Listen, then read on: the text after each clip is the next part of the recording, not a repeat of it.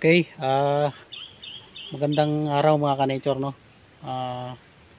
Andito tayo ngayon sa ating taniman ng ating maliit na kakawan.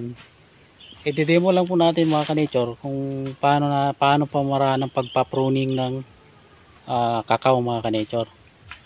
Ang pruning mga ka-nature, talagang kinakailangan yan sa kakao. Kailangan within ganito pang edad mga ka-nature, kita nyo sa aking likuran, dapat naka-pruning po yan para yung kanyang bunga ay maganda mga ka-nature, no?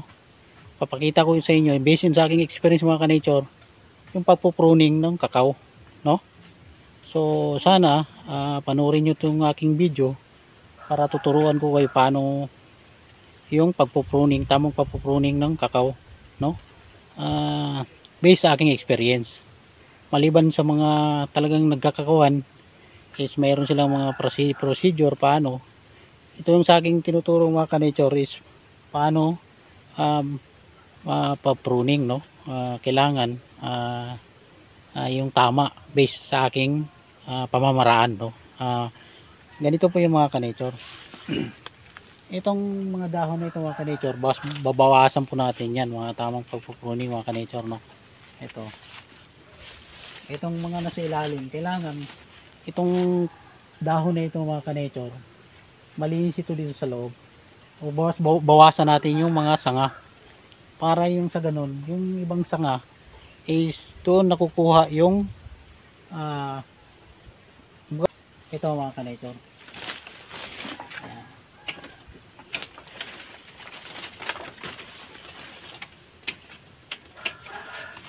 Kailangan mga ka-nature, itong mga dahon na ito dito, kailangan babawasan natin to mga ka-nature.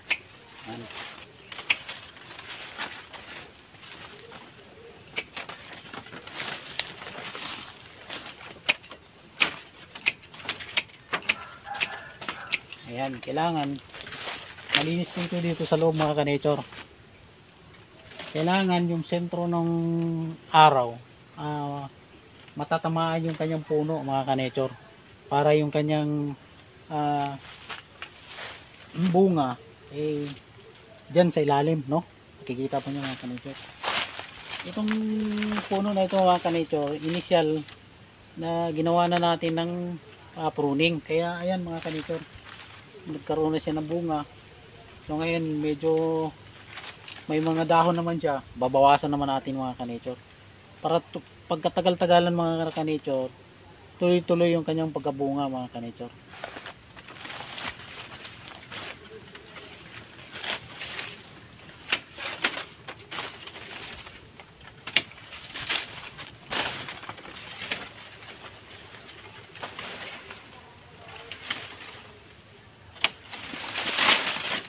Kailangan mga ka-nature, yung gitna nito dapat matamaan ng sinag ng araw para sentro sa kanyang puno mga ka-nature.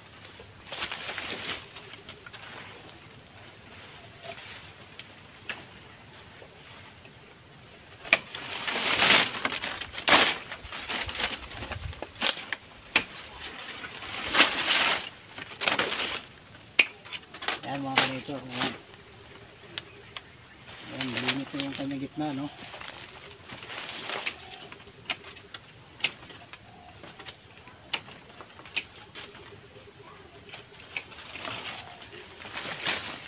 Ayan mga ka-nature, papakita ko lang sa inyo mga ka-nature yung ating first pruning, no? Ang pakikita ko sa inyo kung anong result, no? Yung ating na pruning na puno, no? Ayan mga ka-nature,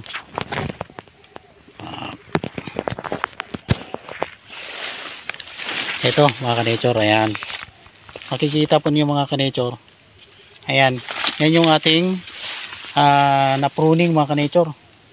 Nilinisan natin itong mga dahon dito sa baba, kaya makikita na lang ninyo mga ka-nature yung mga bunga, no?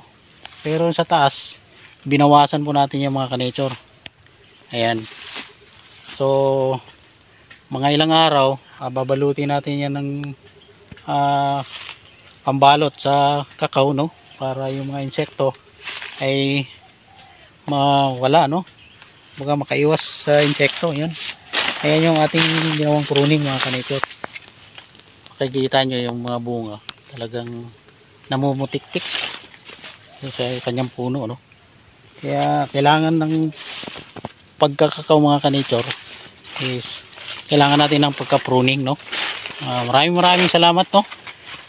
Sana ay may natutunan kayo sa aking video doon sa mga nagtatanim ng mga kakawan. Itong tinuturo ko mga ka-nature based sa aking experience, no? Hindi naman tayo nakapag seminar sa mga agri, pero matagal na tayong nagpa-farm, kaya ayan, sinishare natin yung ating kaalaman, no, sa pagtatanim, especially sa kakao. Kaya yung tinuturo ko mga ka-nature, based lang yun sa aking experience na naging resulta ng pagbunga ng kakao, no.